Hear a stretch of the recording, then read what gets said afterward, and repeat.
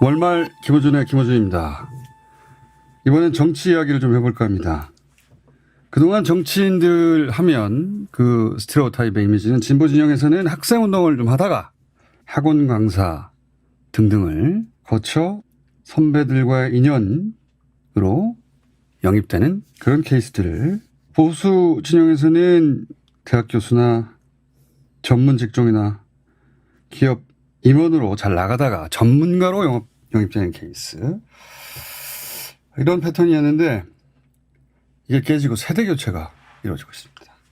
그 세대가 어떻게 이루어지고 있느냐, 누가 왜 어떤 과정을 통해서 정치에 입문하는가, 그리고 그들은 그 과정에서 어떤 깊은 절망을 느끼는가 이 이야기를 해볼까 합니다. 지난 21대 총선에서 서울 강남병과 부산 북강서을에서 화려하게 성공할 줄 알았는데 낙선하고 지금 반백수로 있는 김한규 위원장, 최지원 위원장 나오셨습니다. 안녕하십니까? 네, 반갑습니다. 김한규입니다. 반갑습니다. 최지은입니다. 네, 두 분은 이제 법률 대변인, 국제 대변인, 이거 이제 없는 거 만들어낸 거거든요, 이거. 그러니까 모 대변인 출신 의원님이 그러더라고요. 본인이 할 때는 혼자 했다고, 무슨 야구단이냐고. 요즘 저희 때문에 만들어주긴 했는데 별로 하는 일은 없습니다. 반백수죠. 네. 네. 법률 대변인이 왜 필요해? 거기 변호사가 얼마나 많은데. 국제 대변인이 왜 필요해? 거기 외신 기사도 안 오거든요. 제가 많이 찾아다닙니다. 찾아가는 대변인. 자, 이렇게 반백수 상태에 있는 분들인데, 먼저 최종 학력이 어떻게 됩니까? 저 서울대학교에서 법학 석사하고 미국 하버드 로스쿨 가서 네, 로스쿨 나와가지고 뉴욕주 변호사 한 거 아닙니까? 한국 변호사도 하고 있습니다. 네. 제가 얘기를 하고 다니죠. 한국에서는 김앤장 이런 잘 들어본 적도 없는 이런 데서 기업 인수합병 이런 거 하셨고, 우리 최지은 위원장은 하버드 케네디 행정대학원, 예, 거기 나와서 옥스퍼드 가가지고, 예, 옥스퍼드에서 뭐 했어요? 국제개발학 박사입니다. 그 정도 했군요. 자, 그리고 마지막 직장이 세계은행 아닙니까? 네, 그렇습니다. 네. 자, 이런 일들을 하던 분들이에요. 예. 자, 하버드 로스쿨하고 옥스퍼드대, 양대륙의 최고학부인데, 그런 다음에 어떻게 영입이 된 겁니까? 우선 최지은 위원장은. 제가 2019년 가을 정도에 워싱턴에, 세계은행에서? 예, 워싱턴에 살고 있다가 중국 출장을 잠깐 갔다가, 워싱턴 DC에서. 예, 거기 살다가 중국 출장 살만합니까, 갔다가 거기? 거기 살기 좋았어요. 코로나 전에는. 네. 살기 워싱턴 좋고. DC. 수도로 알려진 그곳이죠? 그렇죠. 예. 저희 회사가 백악관 바로 옆에. 아, 회사가 예, 백악관 예. 옆에. 회사가 이름 뭐예요? 세계은행. 아, 예, 예. 그렇지. 그런데 중국에 잠깐 출장 왔다가 한국에 이제 돌아가는 길에 잠깐 부모님 만나러 온 거예요. 예, 예. 며칠 있는데 세계은행에 계시다 나간 분이 밥 먹자 그래서 같이 갔는데 거기에 뭐 민주당 분 몇 분들이 같이 오셨어요. 와, 몰랐구나. 저는 몰랐죠. 그 사람들이 올 줄을. 누군지도 몰랐어요. 지금 생각해보면 굉장히 유명한 분들인데 그때 예. 저는 그분들이 누군지도 모르고. 정치에 전혀 관심이 없었기 때문에. 뭐 한국에 일단 살지를 않았고. 근데 이제 그분들이 저한테 뭐 물어보시는 게, 우리 아들이 지금 영국에 있는데 한국에 오는 게 좋겠습니까? 거기 계속 있는 게 좋겠습니까? 이래서 유학 상담하러 이분들이 오셨거든요. 그래서 이제 뭐 잘 먹고 미국 가 있었어요. 미국 돌아가서 세계은행에서 근무하고 있는데. 워싱턴에 있는데 전화가 왔어요. 그때 그분들이 추천했습니다. 그러면서 뭐 민주당에 이번에 출마를 좀 해주세요. 뭐 그러니까 그 사람들은 간보러 온 사람들이구나. 인터뷰 같은 걸 하신 것 같아요. 저는 모르게. 네. 괜찮은 인물인가 한번. 네. 그런 다음에 이제 뜬금없이 네. 당에서. 네. 뭐 좀 출마를 들어와서 출마를 좀 해달라. 그때까지만 해도 예. 오면 바로 국회의원 될 줄 알았지. 그때는 사실 이제 국회의원이 제 길인가 아닌가 이것도 예. 이제 고민을 했고 좀 정치인이 되는 게 좀 무섭기도 하고. 본인만 결심하면 국회의원 바로 되는 줄 알았죠. 아니 그리고 영입하시는 분도 그렇다고 저한테 얘기를 하셨어요. 수도권의 현역 의원이 불출마한 지역에 서울이나 수도권 현역 의원 불출마한 지역에 거기 가면은 뭐 보좌진 의원만 빠졌지 보좌진이랑 팀이 다 그대로 있기 때문에 저는 그냥 몸만 오면 된다. 뭐 그냥 와서 그냥 인사만 해라. 그래서 저는 이제 제가 국회의원을 하고 싶으냐 안 하고 싶으냐 그게 이제 고민이었지. 그거 말고는 뭐 선거를 어떻게 해야 되냐 이런 거는 저는 그런 거 해본 적이 없는데요. 그랬더니 아무 상관없다 그냥 오기만 해라. 그래서 저는 그래서 이제 그 당시에 밥 먹었던 분들한테 전화해서 이런 제안이 있는데 막 그랬더니 막 확 와라 막 이러시면서 걱정 마라. 그 사람들 말이 맞다. 뭐 좋은데 받을 거고 무조건 될 거다. 무조건 된다. 너는 그냥 앞으로 네가 국회의원 되면은 무슨 일을 하고 싶은지 막 되게 멋있게 말씀하시는 거예요. 정치인은 꿈을 파는 직업이다. 앞으로 네가 국회의원 하고 싶은 일 그 10가지만 적어봐라. 그리고 와라. 그래서 이제 그것만 계속 적다 온 거예요. 저는. 그러니까 나는 국회의원 이미 됐고 그래. 그러면 정치인이 된다면 앞으로 우리 대한민국이 나아갈 길. 그렇죠. 이런 거 그렇습니다. 10가지 네. 적어가지고. 네. 예. 자 이렇게 속았고. 우리 김한규 위원장은 근데 좀 특이한 케이스예요. 보통 이제 이런 고스펙은 최지은 위원장처럼 속아서 영입당하거든요. 근데 우리 김한규 위원장은 정반대 케이스입니다. 아무도 찾지 않아서 본인이 스스로 입당을 했는데 그것도 그냥 온라인. 그렇죠? 네. 네. 아니, 저도 제안은 있었는데 그게 민주당이 아니라 그렇지. 보수정당에서 2번 정도 제안이 있었는데 스펙으로 봐서는 보수정당에서 네. 예.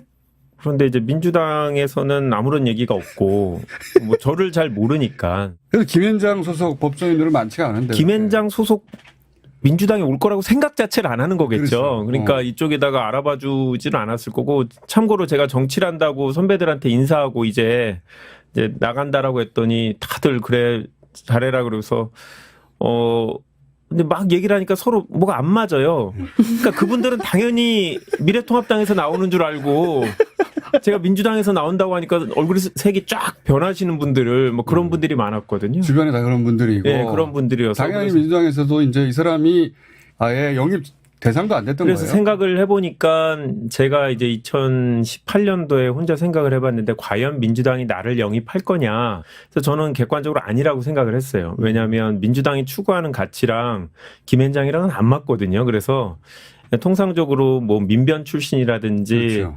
저 있잖아. 박주민, 이재정 그렇죠. 이 라인으로 쭉 가는. 박주민, 네. 이재정, 김용민 네. 뭐 이런 분들이 진선미 이런 분들 예. 그 라인이거든요. 그래서 고민을 되게 많이 했는데 그냥 전통적인 방법으로 하자. 그냥 전통적인 내가 방법도 아니지 그거는. 예? 아니 그러니까 입당을 나 혼자 하겠다는 해서 사람이 누가 온라인 입당을 해. 지역구에서 한번 내가 사람들한테 그래서 사실은 입당하기 전에 저도 되게 고민을 많이 했어요. 정치를 내가 해야 되냐.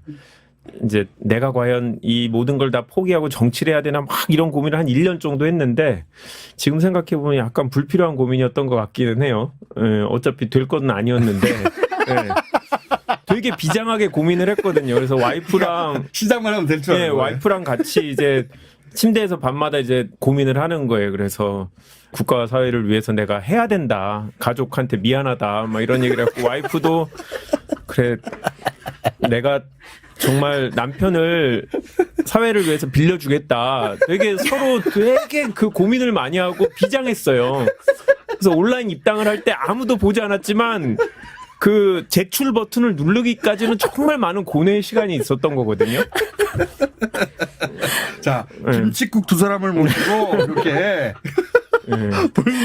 본인이 결심이 어려웠지. 결심만 하면 되는 줄 알고. 네, 되는 줄 알고 이렇게. 네. 자, 그런데 이제 들어왔어요. 선거가 다가왔어요. 다가왔더니 최지은 위원장에게는 원래 서울에 본인만 쏙 들어가면 되는 줄 알았는데 민주당이 당선돼 본 적이 없는 부산 북한 서울 공천이 됐잖아요. 어떻게 된 겁니까? 당시에 이제 제가 입당식을 하고 나니까 한 며칠 지나니까 신문에 부산 간다고 나오는 거예요. 나도 모르게. 아니, 제가 알기로는 본인이 결정해서 험지를 스스로 선택했다 이런 걸로 다 알려졌는데. 그래서 처음에 이제 부산 예. 간다는 걸 신문을 보고 제가 인터넷에 이렇게 찾아봤어요. 그 지역을. 어디로 가나. 나는 왜 부산으로 가는 거야? 예. 아니 구글 위성 사진 이런 거 보니까 비닐하우스 이런 게 되게 많이 나오고 비닐하우스가 많이 보였어. 대파밭, 논밭 뭐 이런 데. 그래서 이제 이제 그리고 당시에 이제 제가 여의도 와가지고 기자분들 몇 분을 만났는데 저한테 지금 부산 갈 바에 미국으로 돌아가라 막 이러시는 거예요. 눈물 없이는 할 수 없는. 그래서 이제 제가 네. 아니 언론에는 본인이 결심해가지고 험지로 간다 이런 걸로 포장되었습니다. 본인은 나는 왜 부산으로 다 여기는 어디인가 그래서 구글 지도로 검색을 해봤더니 당에 부산 간 약속을 지켜라 막 이러고 사실 그리고 제가 이제 주말에 부산을 가봤어요. 당에는 안 간다고 그러고. 당연히 안 간다고 해놓고. 네. 그래서 갔는데 이제 사실 거기가 노무현 대통령의 마지막 지역구라서 네. 제가 좀 마음이 갔던 것도 있고. 거기서. 네, 거기 가가지고 거기 가덕도가 있어요. 이제 지금 뭐 가덕 신공항 얘기를 하지만 그때는 이제 컨테이너가 막 쌓여 있고 뭐 이제 가덕도를 새로운 국제도시로 만들고 이런 게 굉장히 가슴이 뛰더라고요.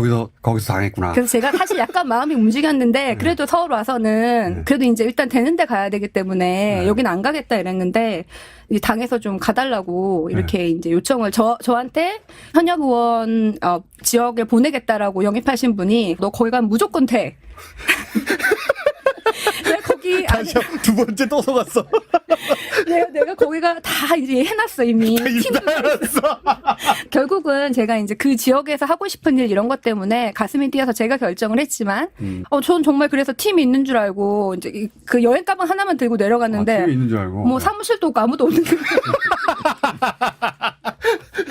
그래서 세 번째 속았어. 제가 그때쯤 한번 울었어요. 도와주세요. 막 이렇게. 도와주세요.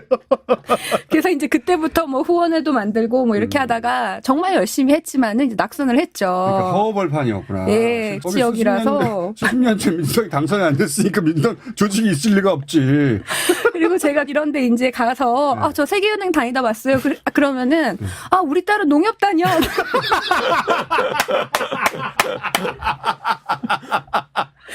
그래도 이제 좋은 경험이었고 그 기간에 내가 많이 성장했고 이러면서 진짜 읽을 뻔했다고 생각하거든요. 그 중간에 분위기가. 그래서 이제 제가 낙선을 하고 그 이제 책임지겠다는 분한테 전화를 들으니까 전화를 안 받으세요.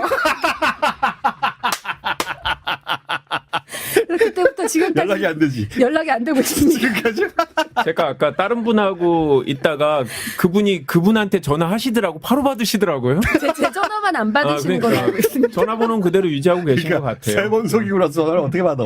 그러니까 미안해서 못 받는다는 소문도 있는데 제가 그러니까 서울 강서구에 사시는데 부산 강서구에 나가라 그런 거잖아요. 집이 서울 강서예요. 그러니까 서울 강서로 가야 되는데. 자, 반면에 우리 김한규 위원장은 공천까지가 어려웠어요. 그죠? 네. 공천부터 어려웠어요.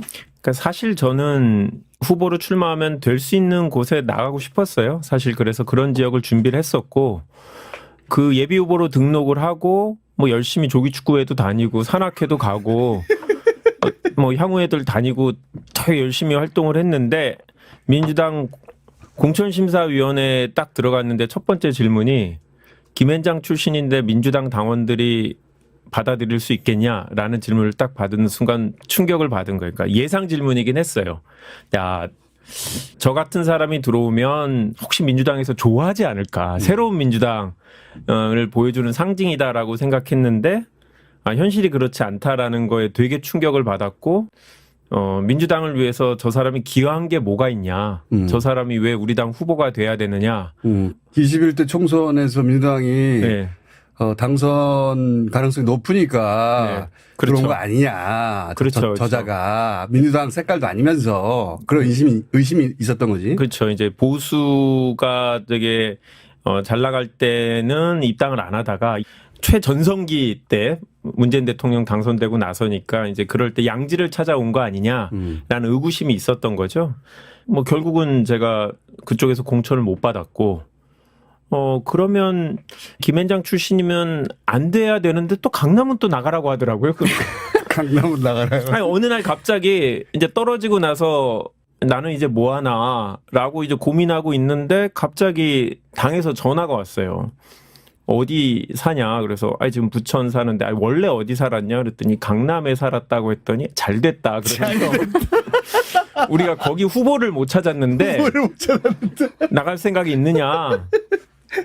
네, 좀 생각을 해보겠습니다. 그랬더니 생각할 시간이 없다. 시간이 없다. 라고 해서 2시간 딱 2시간. 예, 2시간 동안 제가 아는 사람한테 다 이렇게 전화를 했더니 대부분 나가지 마라.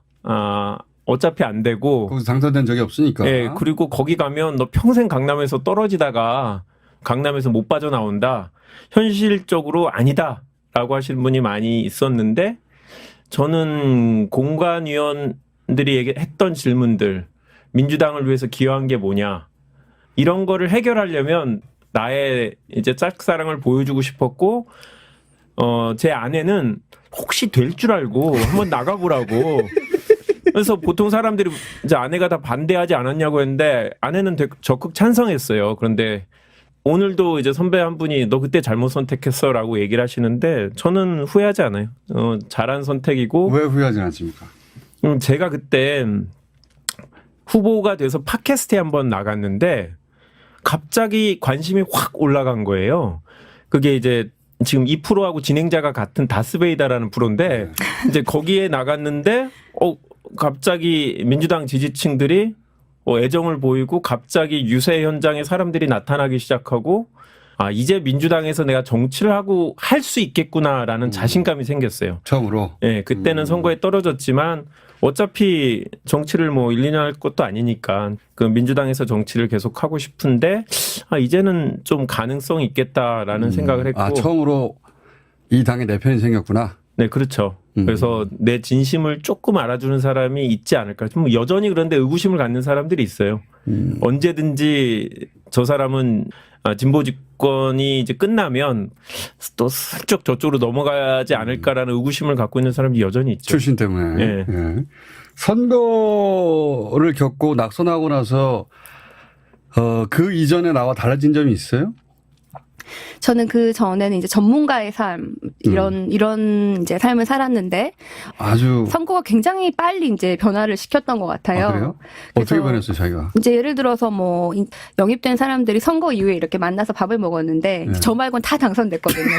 제가 가서 밥을 먹었어요.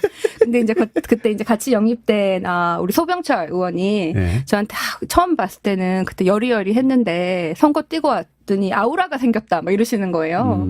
그래서 예를 들어서 말투, 스타일 이런 것들이 조금 더 이제 정치인처럼 많이 변하는 계기가 됐고, 저는 부산에서 낙선을 한 것이 굉장히 큰 의미가 있다고 생각을 합니다. 왜요? 그래서 이제 서울이나 너무 쉬운 데서 쉽게 당선된 분들은 이렇게 아직 전문가로서 왔다가 그런 정책을 기여하고 가는 경우도 많겠다, 이런 생각이 들고. 그러니까 이렇게 쉽게 국회의원이 돼버리면 원래 국회의원 되기 전에 전문 직종, 전문 직종의 연장선상에서 국회의원 활동을, 정치 활동을 하는데 본인은 완전히 정치가로 변하는 경험을 하게 된 거예요, 말하자면? 아직은 덜 됐지만은, 좋은 시작이었다고 생각하고. 그 길로 가는. 예. 그리고 또 부산에 있으면은 좀 억울한 게 많아요.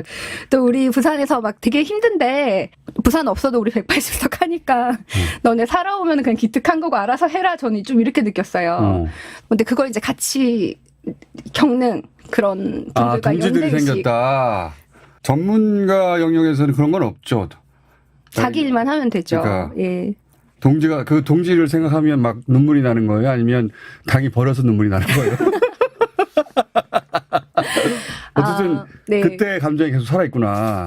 선거가 굉장히 그 빠른 시간에 압축적으로 사람을 성장시킨다. 정치인으로. 예, 성장한 것 같습니다. 정치인으로서도 그렇고 인간 취재인으로서도 그렇고 성장하게 된 것 같습니다. 내가 나하고 생각을 같이 하는 사람들과 함께 어려운 지역에서 이걸 돌파하며 동지애가 생기고 이 사람들하고 꼭 당선돼야지 그런 각오가 생겨요?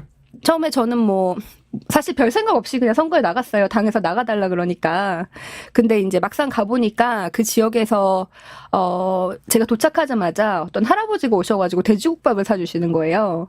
근데 그 할아버지가 옛날에 노무현 대통령이 출마하셨을 때 당시에 그 지역구에서 후원금이 210만 원 나왔대요.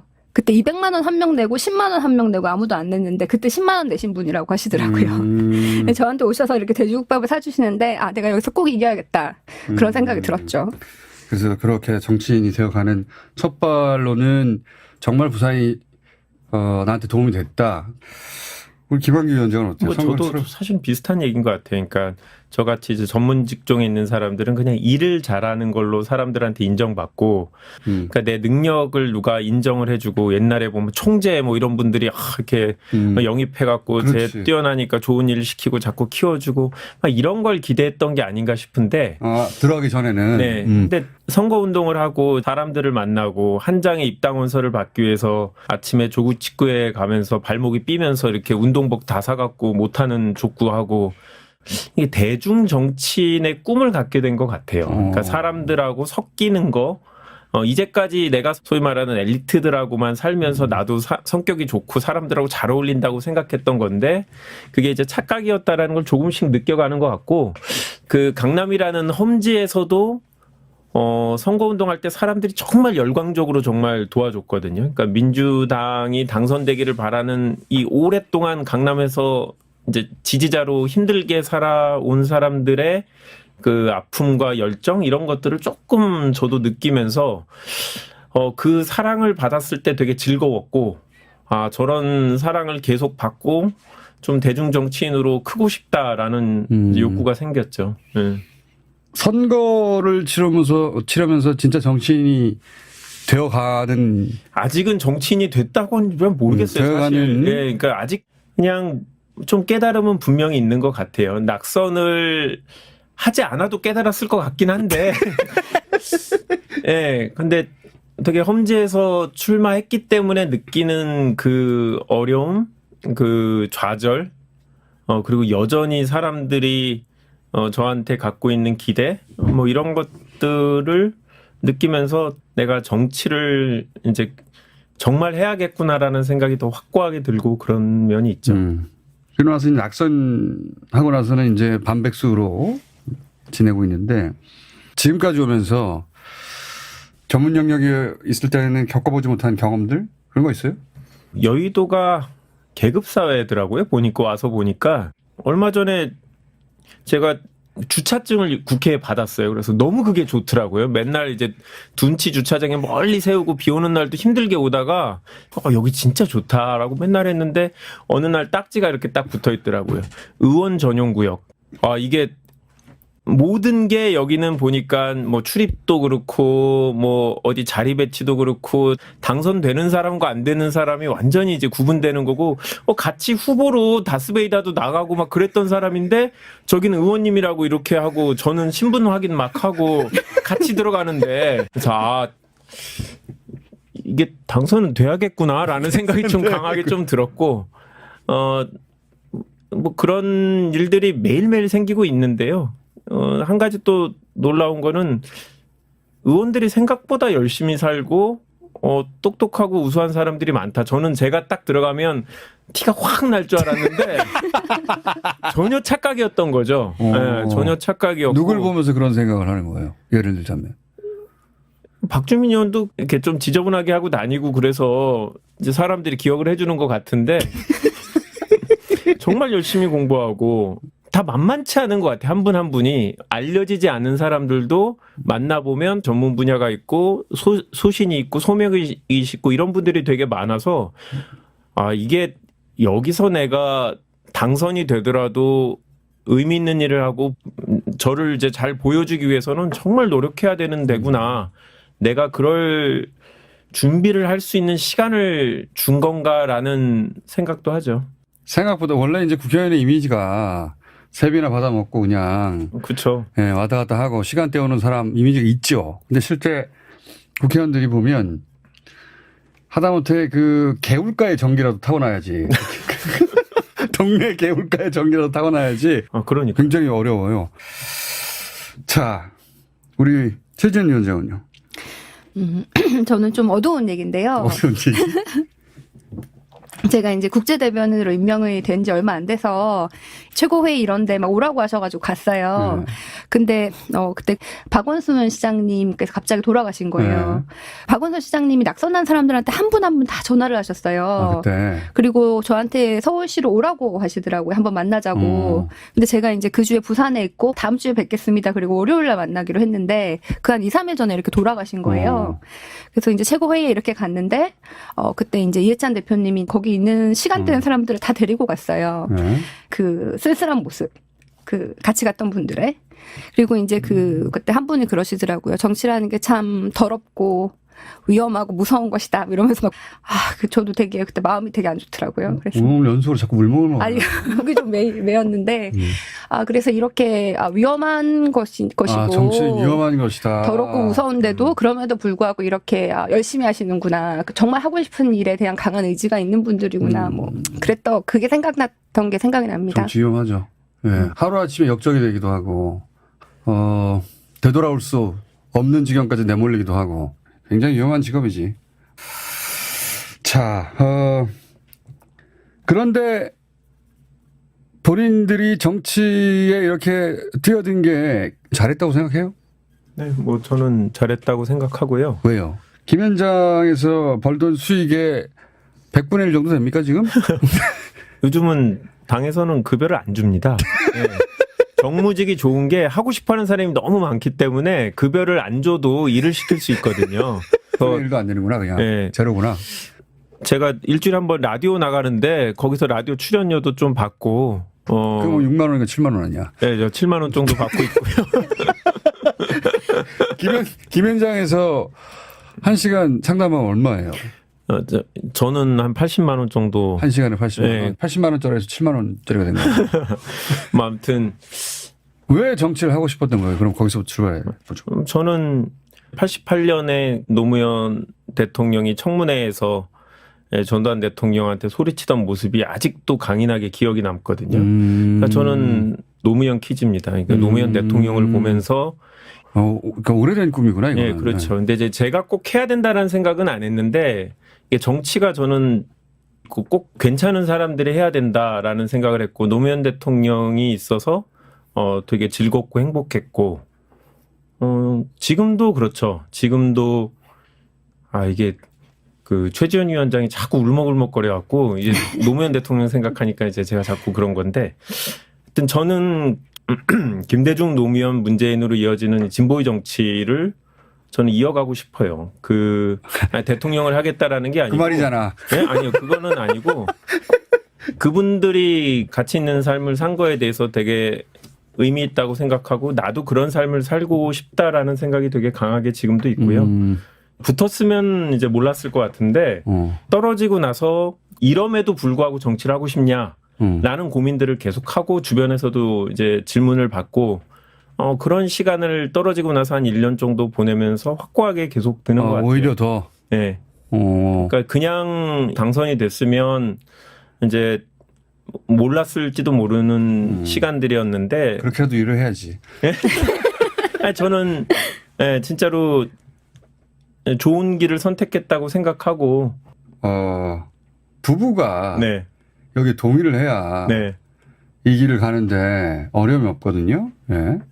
근데 본인의 경우에는 부인이 응원을 해주는 거라. 네, 그렇죠. 저 운이 좋았네. 운이 좋았고 제 아내가 같이 이제 김현장에서 근무를 했고요.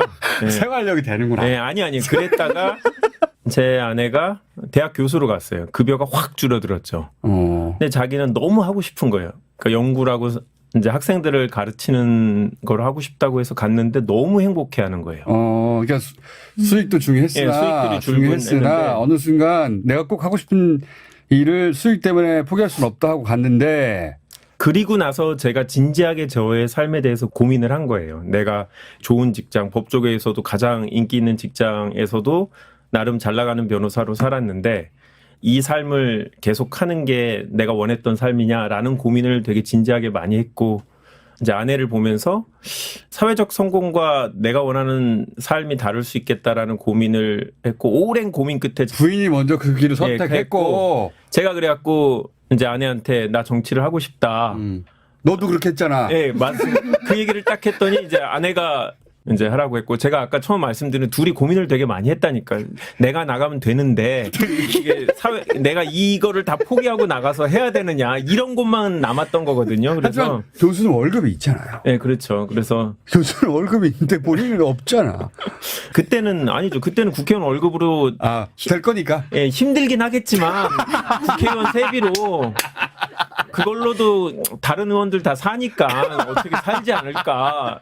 좀 빠듯하겠지만 살자라고 이제 생각을 했던 거고. 수입이 완전히 없는 실질적으로 수입 제로인 이 상황. 제가 사실은 아직 그 로펌에 적을 남겨두고 있는 상태고요. 예. 근데 뭐 거기는 일을 해야 주는 건데 일할 시간이 없어갖고 돈을 못 벌 뿐이지. 그게 무슨 상관 소리야. 언제든지 마음만 먹으면 난 벌 수 있다. 예. 언제든지 맘만 먹으면 벌 수. 내가 안 벌 뿐이야. 예. 정신승리 아니야. 그렇죠.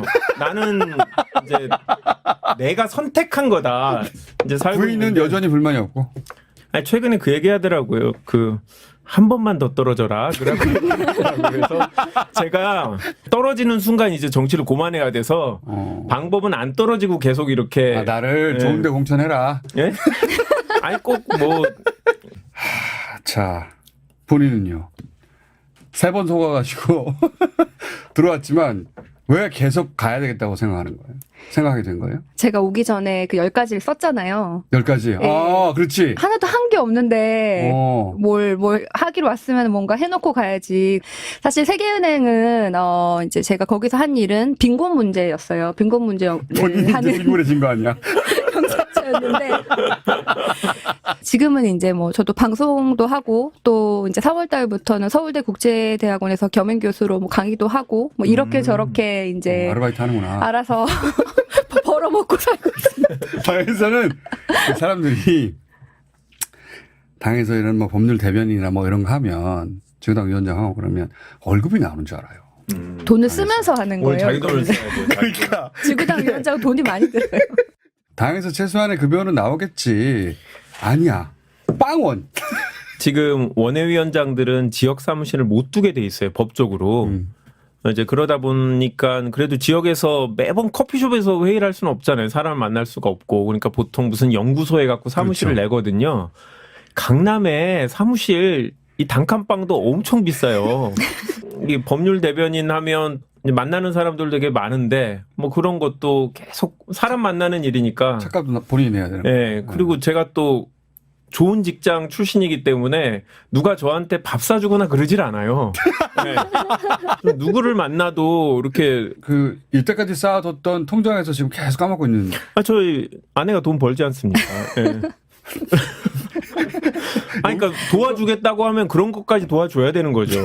마음만 도와주는 건 의미가 없지 않습니까? 이게 네. 용돈 받아서 매달 아니, 용돈 뭐 받아가지고. 그게 아니고 그냥 나눠 쓰는 거죠. 용돈을 받는 게 아니고. 나눠 쓰는 네.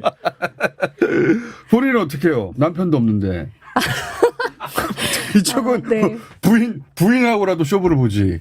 저는 뭐 책을 쓰기도 하고 뭐 이것저것 책을 쓰기도 하고 뭐 책도 다 쓰고 강의도 하고 뭐 책이 팔려야 돈이 들어오는 거지. 사실은 굉장히 바빠요. 백수가 과로사 한다고 매일 뭐 백수가 아침부터 저녁까지 바쁜데 네. 세계은행 퇴직금 이런 건 없어요? 사실 세계은행에서 돈을 그래도 많이 받았기 때문에 이제 제가 그때 뭐 이제 저금을 해놓은 것도 있고 저금을 그래서 하고 있구나. 아주 제가 아주 부자는 아니지만 제가 뭐 1, 2년 논다고 뭐 굶어 죽진 않는다 이런 마음으로 버티고 있습니다. 근데 1, 2년이 아니에요. 다음 년까지. 3년 남았어. 3년도 더 남았어. 3년 남았어. 3년. 다음에 또 돼야 3년이지. 그러면 두 분 모두 다시 한번 똑같은 지역구에 도전하는 거예요? 승률이 굉장히 낮은 거 아닙니까? 건국 이래 한 번도 된 적이 없는데. 부산, 북강, 서울도 마찬가지. 건국 이래 한 번도 된 적이 없습니다. 네. 선배들이 강남에서 열심히 하느라고 고생한다. 힘들지. 라고까지만 얘기를 하세요. 계속 있어라. 결국은 저 아니면 특별히 하겠다는 사람도 없는 상태라서 이제 내년 대선도 있고 지방선거도 있으니까 뭐 잘 지켜야겠다는 생각은 있는데 제가 지난번 총선에서 서울에서 민주당 후보 중에 최저표였거든요. 그 전 제 선배도 거기서 최저표였고, 그래서 사실은 다음에도 나가면 또 최저표를 할 텐데 고민이 들죠. 고민이 되고. 근데 제가 변호사로 할 때는 되게 현실 감각이 있었는데 정치권에 와서는 이렇게 약간 우직하게 지키는 게 미덕이 아닌가라는 잘못된 생각을 하고 있어갖고 잘못된 생각을. 예, 중이 제 머리를 못 깎아서 좀 솔직히 걱정입니다. 왜냐하면 이게 제가 꿈꾸는 뭐 정치 이런 것들이 원외위원장은 못하는 거더라고요. 그래서 사실은 아직 해답은 못 찾고 있습니다. 예. 일반 사회적 활동에서는 자기 이익을 챙기고 하는 게 전혀 흠이 안 되죠. 불법만 아니면, 반칙만 안 쓰면. 근데 이 정치판에서는 자기가 유리한 길을 찾아가는 게 해서는 안 되는 일 아닌가 이런 생각을 하고 있는 거잖아요. 그죠? 네, 그렇죠. 그러니까 사람들이, 유권자들이, 당원들이 저를 좋아했던 건 강남병에서 민주당 후보로 출마했던 김한규란 말이죠. 근데 과연 제가 안 될 걸 알면서도 막 예, 바위에다가 계란을 던지는 예, 사람인데 민주당에 대한 짝사랑을 보여줬던 김한규인데 이제 제가 당선이 되고 싶다고 편한 곳을 찾아가면 이제 그런 대중의 사랑을 계속 받을 수 있을까라는 고생을 덜 현실적인- 했구나. 그래서 그런 고민을 안 할 수가 없지, 사람이. 당선 가능성이라는 게 있어야 앞으로 3년을 기다렸다가 또 다시 한번 도전해 보는 건데 전국적으로 가장 낮은 가능성의 지역구들 아니에요. 뭐 북강 서울도 한 번도 민주당에 당선된 적이 없고 부산 전체에 민주당 여성 후보가 한 번도 당선된 적이 없어요. 그럼에도 불구하고 뭐 의미가 있고 사실 지금은 저는 지역구 활동을 계속 하고 있어요. 내가 여기서 꼭 한 번은 해보겠다. 노무현이 못한 걸 최지은이 했다. 뭐 이런 환상도 좀 있지만 뭐 의미가 있는 곳이고 또 제가 선거 때 저를 도와주신 분들이 계시잖아요. 근데 제가 그분들을 이제 저버릴 수가 없다. 제가 뭐 떨어졌다고 나오는 것은 아닌 것 같습니다. 최지은 보고 도와줬던 사람들이 있는데 그 사람들 당선하면서 나왔다고 버려 나올 수가 없다. 그런 거네요. 정신 못 차렸구나. 두 사람 다. 근데 본인들은 따지고 보면 대한민국 0.1% 정도의 스펙을 가지고 있고 지금 20대 롤 모델 내지는 갖고 싶은 직업 리스트에 최상단에 올라갈 직업을 가졌던 사람들이잖아요.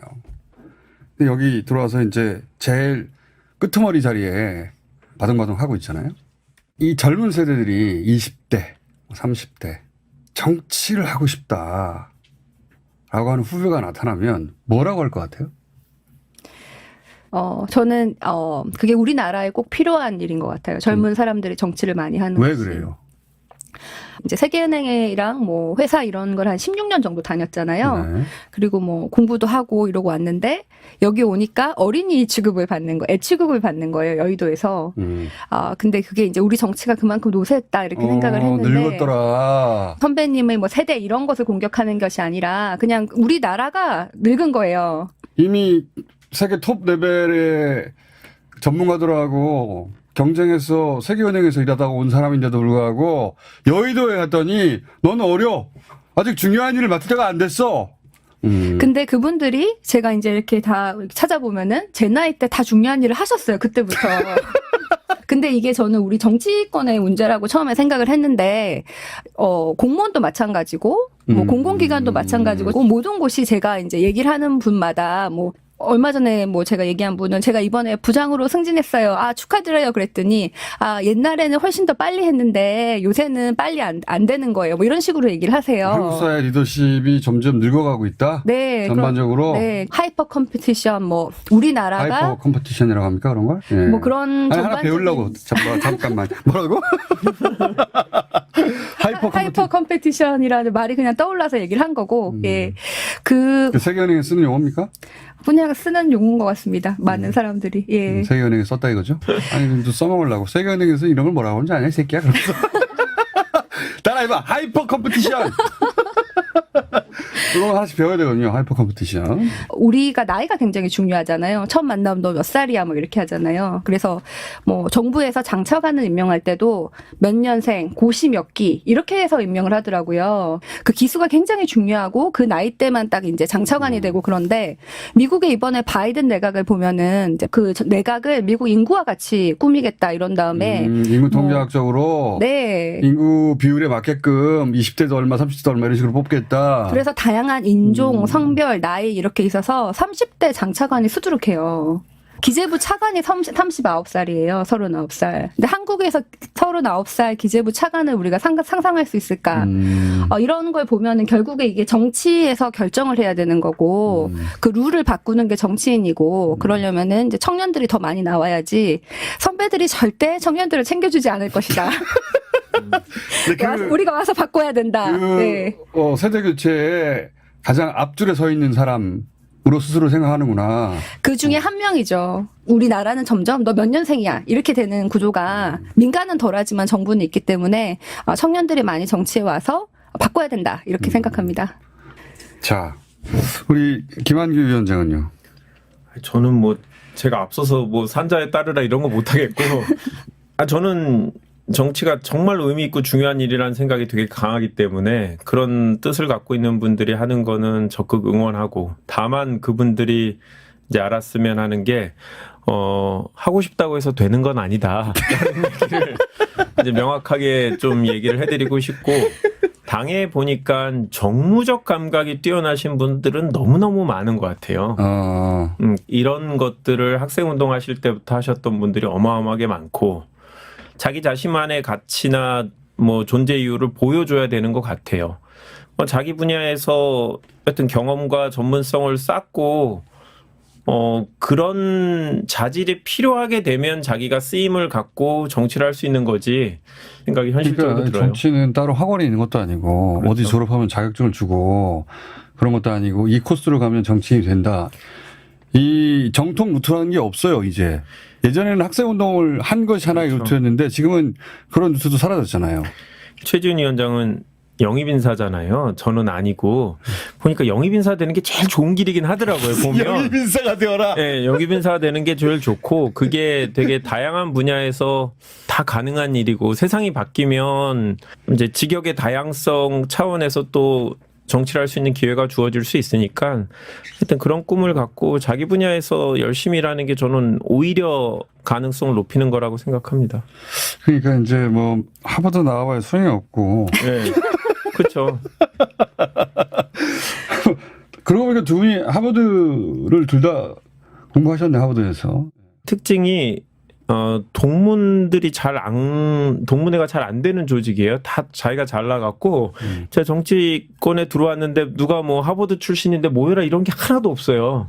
생각해보니까 바로 앞에 앉아 있는 사람도 이게 하버드 나왔는데 지금 우리가 그런 공통점이 있다는 걸 지금 이제 알고는 있었는데 네. 이렇게 처음 생각해봤어요. 그러니까. 네, 전혀 혹시 정치하시려는 분들 하버드 가실 필요는 없습니다. 네. 아무런 도움이 안 네, 된다. 그 노력이면 다른 걸 하시는 게 좋을 것 같습니다. 아까 영입인재가 되는 게 좋다고 하셨는데 영입인재가 되면 속지는 마라 이렇게 지는 마라. 각서를 받아라 이렇게 학생을 받아도 소용이 없어 여기서는. 소용이 없나요? 그러니까 본인이 네. 당연히 다 되는 줄 알고 세웠다는 10가지 계획이 있었다고 했잖아요. 그중 소개할 만한 게 뭐가 있습니까? 북한 개발은행을 만드는 거요. 이제 세계은행이 2차 세계대전 이후에 전후 복구를 위해서 만들어진 국제금융기구인데 네. 구소련 같은 국가들 개혁 해방, 네. 이제 구공산권 국가 체제 전환하는 걸 했고 지금은 이제 가장 가난한 아프리카 같은 나라의 빈곤 퇴치 이렇게 목적이 바뀌고 있어요. 네. 저는 선진국들이 원래 자기 후발주자들 빼먹는 거 아니었어요, 세금이? 그렇게 생각하는 분들도 있는데 네. 사실은 이제 목적은 좋은 의도로 만들어져 있고 네. 그런데 저는 이제 세계은행에서 7년, 그 전에 아프리카 개발은행에서 4년, 그래서 제가 주로 한 일은 구소련과 같은 국가들의 체제 전환하고 시장 개방하는 이코노미스트였어요.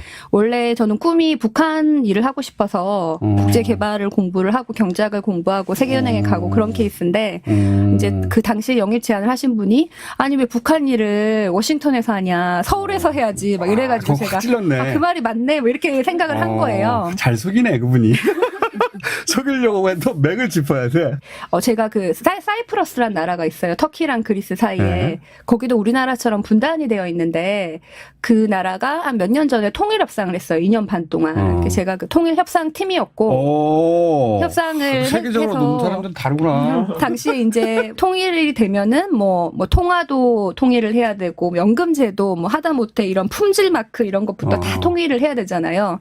그래서 아니면 토지 배상 뭐 북쪽에 있던 사이프러스 사람들이 남쪽에 내려와서 이제 통일되면 내 땅 내 나라 그러면 그걸 얼마에 배상해 줄지 이런 문제들이 너무 많은데 그거를 하나하나 준비를 하는 게 몇십 년은 걸리겠더라고요. 그래서 그 작은 나라도 그 조그만한 나라도 근데 사이프러스 같은 경우에는 준비가 굉장히 많이 됐는데 그럼에도 불구하고 정치적인 요인으로 결렬이 됐어요. 마지막에는. 예. 그러니까 이제 정치가 결국은 제일 중요한데 그럼에도 불구하고 이 준비와 정치가 동전의 양면처럼 같이 가는 게 예를 들어서 오늘 뭐 김정은 위원장의 마음이 바뀌어서 문재인 대통령을 만나서 우리 통일하자. 한다고 내일 통일 못해요. 우리 준비가 지금 안 되어 있거든요.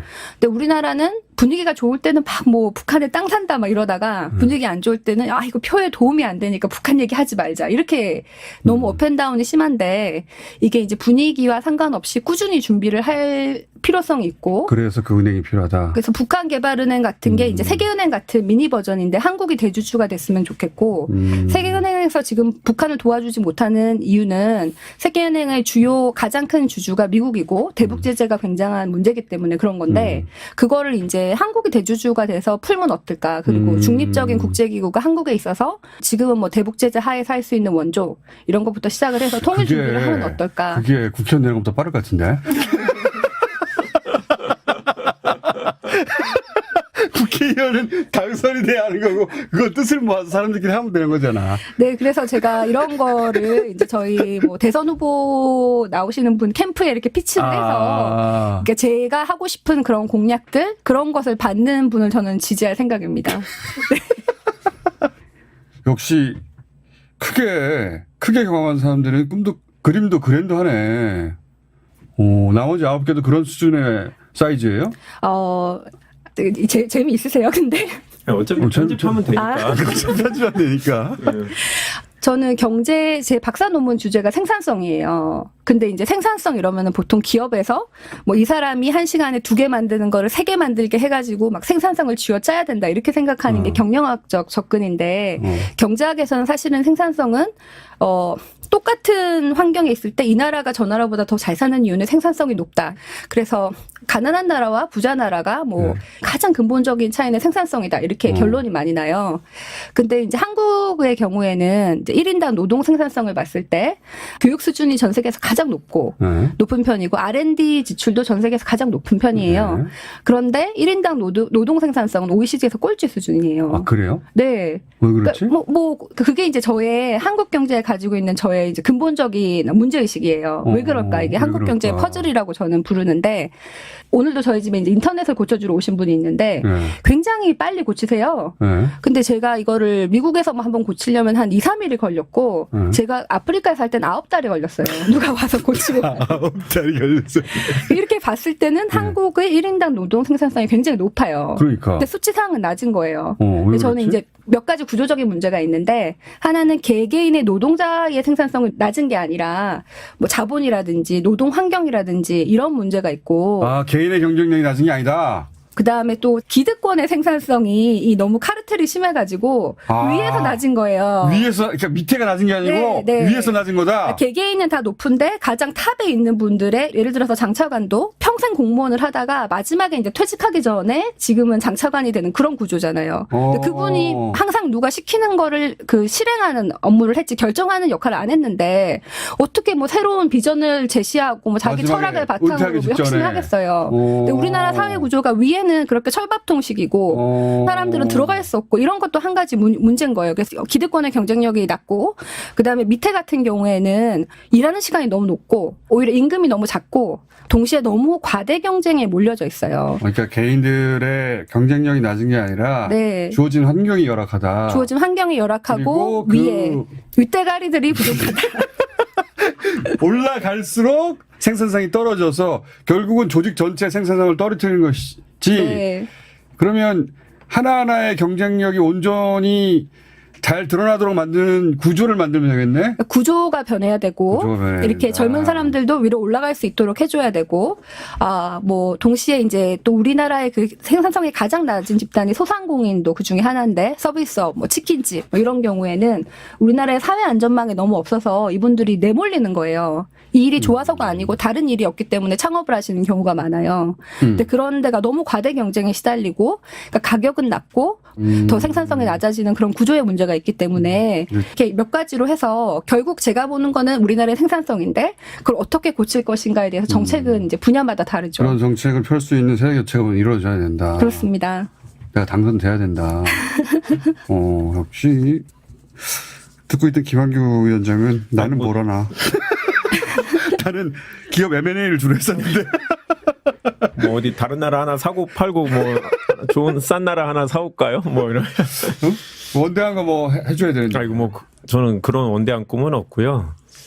그 노무현 대통령께서 이제 돌아가시고 제가 있던 직장이 이제 광화문이니까 이제 노제를 가는데 이제 검은색 양복에 넥타이를 메고 이렇게 돌아다니는데 아무리 봐도 우리 직장 사람이 아무도 없는 거예요. 우리 바로 이제 사무실 옆인데 그래서 되게 뭐랄까 이게 좀 외롭다. 내 주변에는 아무도 없었다. 네, 뭐 이런 느낌이 드는데 이제 현실 정치를 이제 해야겠다 그러면서 그걸 바꾸고 싶었어요. 그러니까 노무현 대통령 그러니까 뭐 직장을 바꾸고 싶은 것보다 그냥 노무현 대통령이 더 강하게 이제 그러니까 제 삶에 그 영향을 미치게 됐다 그런 계기가 이제 살아 있을 때는 이제 잘 몰랐던 건데 이제 돌아가시고 나니까 이제 노무현 대통령이 꿈꿨던 뭐 사람 사는 세상 그런 것들을 김한규 버전으로 어떻게 만들어낼 것인가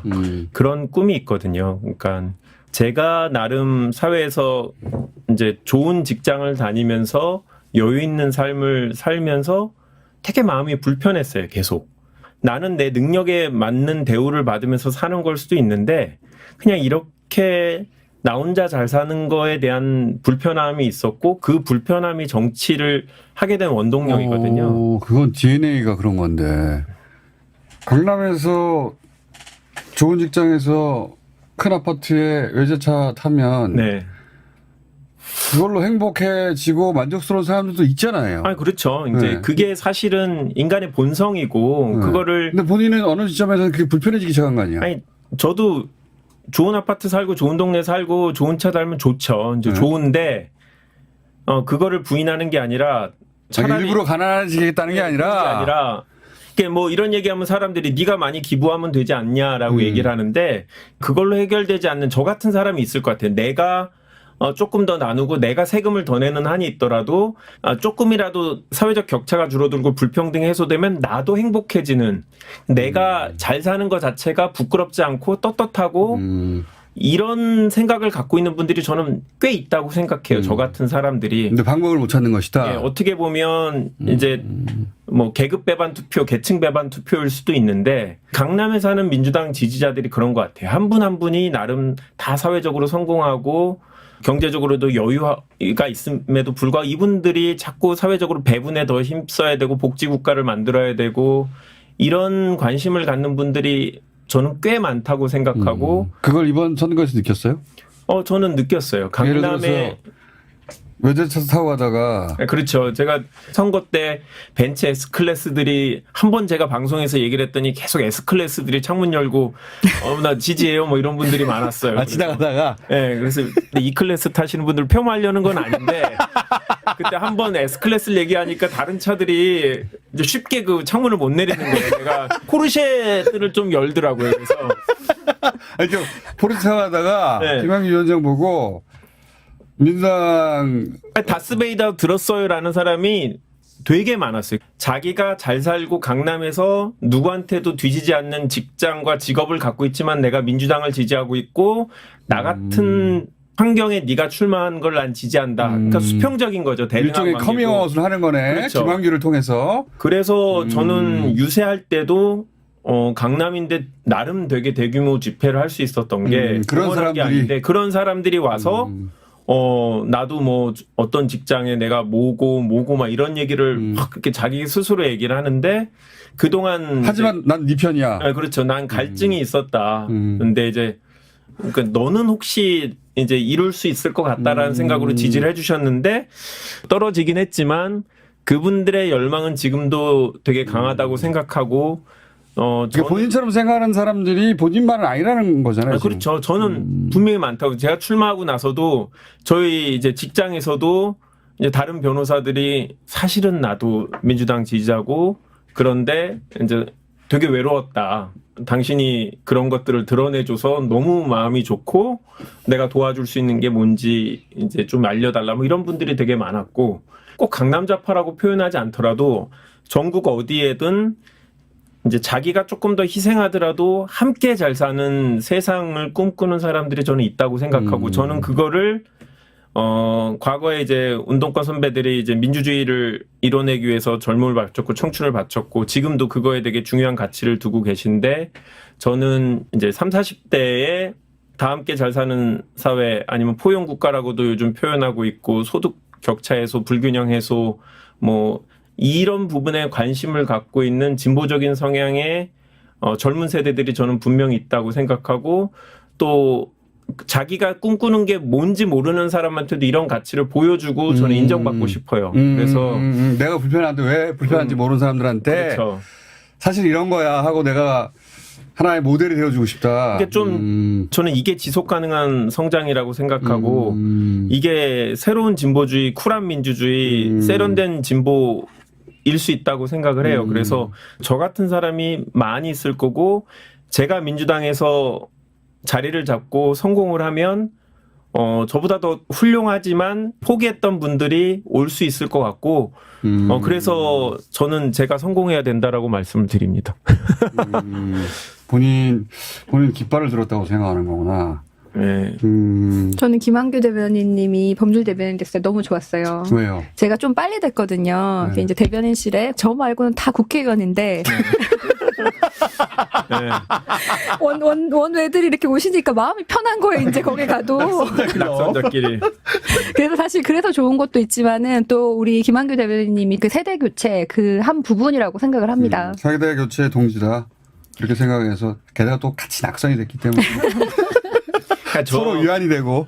그러니까 이게 저도 이제 청년이 아닌 나이가 됐는데 저는 어떤 세대 청년이 49세까지 민주당이 이제 만 45세까지. 아, 45세까지요? 제가 선거 때는 만 45세로 청년 후보로 전략 공천 받았는데 끝나고 딱 청년이 끝나버렸어요.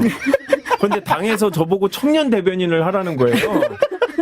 그래서 제가 아니 청년도 아닌데 그랬더니 선배들이 아니었어? 그러면서 46인데 네, 청년 대변인을 하라고. 그래고 당에서 그냥 하라고 청년 대변인 했는데 다행히 뭐 기자님이 민주당 47살 중년 남성 청년 대변인으로 임명해 뭐 이런 기사가 나왔어요. 그때 너 다른 거 뭐 하고 싶냐라고 해서 저 법률 대변인 같은 거를 시켜주시면 어떻겠냐. 만들어낸 거네. 네, 위인설관을 한 거 저를 위해서 자리를 이제 새롭게 만들어 주신 거죠. 이제 저는 이제 그런 거죠. 대학생이 됐을 땐 이미 문민정부가 돼 있었고 군사 독재 이제 군인 출신의 대통령을 성인이 돼서 경험해 보지 않은 세대예요. 그러니까 나이 차이가 40대와 50대 크게 차이는 나지 않지만 그 경험의 차이가 예, 저희 때만 해도 이제 관심사가 확 다양해지는 그렇죠. 시대였거든요. 그래서 저는 뭐 이제 586 선배들 되게 좋아하고 그러는데 분명히 차이가 있어요. 흔히 말하는 386 세대들 이런 세대들이 보기에는 그렇다고 이 군사정권 그 험악한 시절을 겪어서 단단하게 다져진 네. 그런 친구들은 아직 아니잖아. 그렇죠. 그렇게 바라본다는 거죠. 예, 아니 뭐 그럴 수는 있고 이제 할 수 있는 역할이 좀 다르다라고 생각하시는 것 같아요. 저희 같은 전문직은 좀 뭐하지만 필요할 때 이제 그 분야의 도움을 받고 전문 지식의 도움을 받지만 기능이라고 생각하는구나. 네, 그러니까 일종의. 옛날에 선배들은 40대쯤 되면 기업에서 중역이 되고 이제 정치나 해볼까라는 그분들이 보수 정당을 많이 갔는데 보수 정당도 마찬가지로 40대 때 사람을 못 구해요. 아 거기도 마찬가지. 네, 왜냐하면 40대 때 아직 자기 분야에서 성공을 이루기가 되게 이른 나이가 돼버렸거든요. 그래서 오세훈 대통령이란다. 오세훈 전 시장일 때 45이었거든요. 나경원 후보가 10년 전에 후보일 때가 49이었고 만으로 47이었고 아까 초반에 이제 최지은 위원장이 말씀하신 대로 사회가 확 바뀌었어요. 저희 세대들은 일반 직장인들이 40대 중반에 안정적인 성공을 이룬 사람이 거의 없습니다. 네, 그런 세대라서 저는 저 같은 사람이 그래도 당에서 어느 정도 이제 정착을 하면 저희 피어 그룹, 그러니까 이제 동년배들이 50대 때 내가 정치를 해볼 수 있겠구나 하는 사람들이 나올 수 있을 거다라는 생각이죠. 그게 본인의 역할은 아닐까? 이런 생각을 점점 하게 된다는 거네요. 네, 저는 뭐 그런 역할을 하고 싶고, 그래서 당에서 사실 와서 초반에 내가 뭘 할 수 있을까 좀 고민을 많이 했어요. 왜냐하면 말씀하신 대로 변호사도 되게 많은데 법률 대변인으로 실제로 최근에 21대 국회에 대해서 제가 국회의원은 아니지만 로펌 출신의 기업 법무를 담당하고 그랬던 것들이 쓸모가 또 있더라고요. 그래서 좀 다양한 직역의 사람들이 오는데 도움이 됐으면 좋겠다라는 생각입니다. 두 분 모두 이제 세대 교체 기수가 되고 싶은 게 많네. 말하자면. 저는 대한민국 좀 확 좀 바꿨으면 좋겠어요. 이제 당선되고. 부산부터 시작해가지고 좀 확 좀 바꿨으면. 아니 저는 근데 시대 교체라고 얘기하는 게 이제 물리적인 나이보다는 뭔가 삶의 궤적이 좀 다른 것 같아요. 선배들하고. 선배들이 이제 운동하시던 분들이 저같이 법조인들에 대해서 좀 부정적인 생각을 가지시는 게 본인들이 운동할 때 고시 공부했다라는 건데 네. 그게 저희들한테는 안 통하는 세대거든요. 그렇지. 왜냐하면 저희 때는 없었으니까 이미. 운동하던 사람들이 거의 없었기 때문에 저 같은 세대들도 들어와야 민주당의 이미지가 바뀔 수 있는 계기가 되지 않을까라고 혼자 의미 부여를 하는 거죠. 예. 왜냐면 당선이 안 되니까 시간이 많아요. 고민을 이것저것 해봐요. 예. 그래서 3년 후에 선거 나가서 뭐라고 얘기할까 미리 준비를 하고 있습니다. 너무 많아 시간이 그냥. 당선되면 뭘 네. 하고 싶어요? 전 이번에 이탄희 의원이 판사 탄핵하는 것처럼 이렇게 한 명의 초선도 일을 이뤄낼 수 있다라고 생각을 하고 한 명이 중요한 게 이탄희 의원이 그 초파를 뒤진 케이스인 건 맞죠? 그런 걸 하고 싶은 거죠. 네, 뭐 저는 국한개발은행도 그렇고 우리나라 정치가 정책 역량이 별로 없는 것 같아요. 도대체 이 정책은 누가 만드나 이게 저한테 굉장히 큰 퍼즐이었어요. 세계은행 있던 사람 눈에 차겠나? 저도 뭐 간단히 말씀을 드리면 저는 누가 국회의원이 되든 당이 하나의 색깔로 돌아갈 수 있게 만들고 싶어요. 비슷한 얘기인데. 당 대표가 되겠다는 거네. 아니 뭐 그 당의 자산이라는 건 사람밖에 없더라고요. 그러니까 사람이 바뀌면 당이 완전히 색깔이 바뀌어요. 근데 기업들은 이런 거거든요. 그러니까 구성원이 누가 있건 지식이나 정보들을 다 취합하고 사람보다는 어떤 정보나 지식 이런 것들이 중심이 돼야 되는데 이제 민주당에 와보니까 스타 플레이어들이 있고 그분들이 어떤 생각을 하고 어떤 정치를 했는지가 그분들이 퇴임을 하게 되면 그냥 그거는 없어지는 거더라고요. 그런데 저는 22대 국회 때 어떤 정치인이 새롭게 들어오더라도 민주당이 추구하는 기본적인 가치와 정책들은 계속 당에 남아있고 이거는 그냥 새로운 사람이 이거를 계속 밀고 나가서 우리 당의 가치를 구현해내고 이거를 위해서 정권 선거에서 이기고 이렇게 돼야 된다고 생각해요. 저 개인적으로는 기업 이제 변호사로 20년 차고 기업들한테 유리한 법률들을 참 많이 아는 것 같아요. 그래 노하우죠. 그래 먹고 살 수 있었으니까. 근데 부당하고 불합리한 법률도 되게 많은데 사람들은 잘 모르는 것 같아요. 그러니까 그게 어떻게 만들어졌는지 모르겠는데 이런 되게 특정 기업 내지는 기업 자체한테 유리한 법률들이 있는데 그런 것들을 이제 하나하나 찾아서 공론화하고 사람들을 설득시켜갖고 합리적이고 이제 뭐 누구나 수긍할 수 있는 법을 만드는데 이제 일익을 담당하고 싶다는 생각이 드는데요. 이 말을 하는 바람에 네. 대부분 그런 법들은 대기업들 아주 유리한 법들이거든요. 어렵게 만들었어요, 그 사람들이. 이제 김한규 절대 당선 못 되도록 대기업에서 저자가 국회의원 되면 우리가 어렵게 조용조용히 만들어 놓은 그 특정 문구 하나를 전문가 아니야. 김한규 위원장이 찾아내가지고 뒤집을 거 그런 가능성이 있기 때문에 삼성에서 절대 맞겠네. 아, 지금 말하고 났더니 이거는 조용히 했어야 되는 건데 라는 생각이 좀 드는데 그러니까 제가 갖고 있는 전문성이라는 건 다른 이제 법조인 출신 국회의원들하고 다른 거고 완전히 다른 거네요. 예, 그런 경험들이 있고 그게 마틴 루터 킹이 했던 얘기 중에 히틀러가 했던 모든 것들은 당시에 합법적인 것이다 라는 얘기가 있거든요. 법을 새롭게 만드는 것도 중요하지만 잘못 만들어진 법들이 분명히 저는 있다고 생각하거든요. 아니 이제 요즘 과거의 재벌들은 자신들이 법을 어기고 빠져나가려고 노력했던 것이고 요즘은 자기들이 빠져나갈 필요가 없도록 법을 자기들한테 맞춰서 만들어내는 시대인데 그건 우리는 모르지 일반인들은 조용조용히 이루어지는 거니까.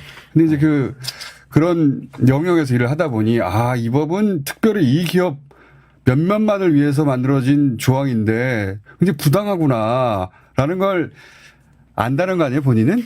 그러니까 이게 안다는 거 알리지 말았어야 해 지금. 하여튼 미국은 합법적인 로비스트가 있잖아요. 아시다시피 한국은 없어요. 그러면 그걸 어떻게 구현해낼까요? 예전에 하여튼 모 대기업이 기자 신분증으로 국회를 많이 왔다 갔다 해갖고 문제됐던 것처럼 삼성. 사실은 대한민국 사회에서 그런 로비를 로펌들이 하게 돼 있어요.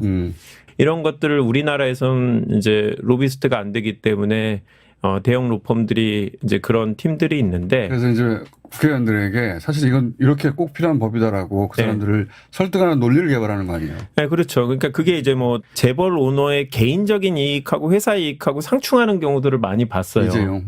아니 꼭 이재용만이 아니라 이제 국내 기업들은 되게 대기업들이 많으니까 특히 이재용. 이게 방송에 나온 제 동생이 삼성 다녀요. 큰일 나요. 저는 국회의원이 되면 그러니까 세세하게는 드릴 말씀들이 이제 없지만 정말 할 수 있는 게 많은 것 같아요. 할 수 있는 것들이. 네. 유세 내용인데 이거. 네. 나는 왜 꼭 국회의원이 되어야 하는가. 네. 저도 한 가지 더 하고 싶은데. 이거 듣는다고 사람들이 뽑아주진 않아요. 우리. 그리고 3년 노릇 다 잊어버려. 그러니까. 알겠습니다. 네. 아니, 말씀하신 걸 들으면서 저도 생각을 했는데, 국회의원이 되면 우리가 룰을 다시 쓰는 거에 대해서도 고민을 해야 될 것 같아요. 제가 2019년에 이제 세계은행 보고서로 이제 연구를 한 게 있는데, 디지털 기술이 나온 다음에 보통 양극화가 더 심해졌다고 생각을 하는데, 4차 산업혁명 이후에 선진국에선 양극화가 심해졌는데 저소득 국가에선 양극화가 오히려 줄었어요.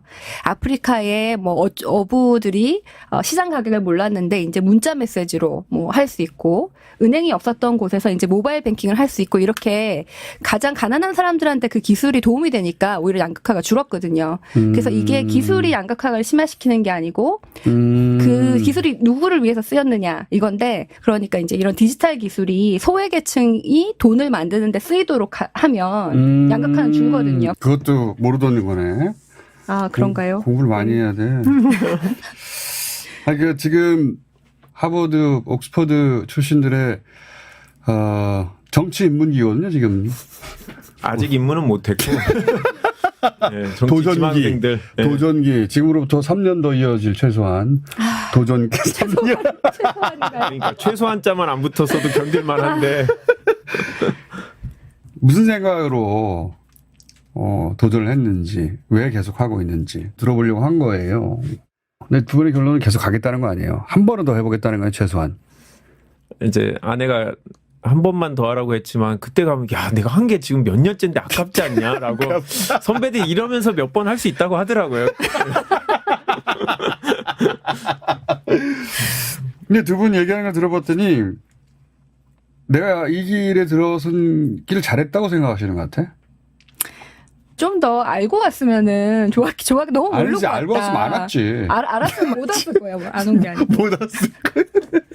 좀 너무 몰랐다. 이런 생각은 사실 들어요. 그럼에도 불구하고. 당했다는 생각은 들죠? 남영희 위원장님이 뭐 자기가 전 보러 가는데 좀 따라가달라 그래서 갔더니 그 전 보는 분이 저를 보고 최근에 크게 사기당한 적 있어요. 그 남영희 위원장이 맞다고 막 그런 적은 있었는데, 그럼에도 불구하고 저는 이제 세계은행도 원래 공공을 위해서 이제 빈곤 문제를 해결하기 위해서 일했던 것이고, 내가 그 10가지 써놓은 것 중에 한 반은 해야겠다. 그때까지는 뭐 나중에 갈 때 가더라도 그러고 가야겠다. 그런 생각이 있습니다. 저는 정치를 이제 하겠다고 뛰어들어서 지금 이 자리에 있는 게 되게 자랑스러워요. 내가 소중하고 가치 있고 의미 있다고 생각하는 일을 한다라는 것 때문에 그냥 유쾌하고 즐겁게 정치를 하고 싶어요. 그래서 이제 혹시라도 저처럼 이제 정치를 꿈꾸는 분들이 있다고 하면 이거 자체가 가치 있는 일이면 뭐 하면 되는 거죠, 뭐. 네. 자, 뭐 지금은 낙선 1년 차에 불과하니까. 네. 1년 있다가, 정확히 1년 있다가 두 분을 다시 한번 모셔보겠습니다. 똑같은 생각을 하고 있는지. 그리고 다시 또 1년 있다가. 자, 오늘 여기까지 하겠습니다. 감사합니다. 네, 감사합니다. 감사합니다.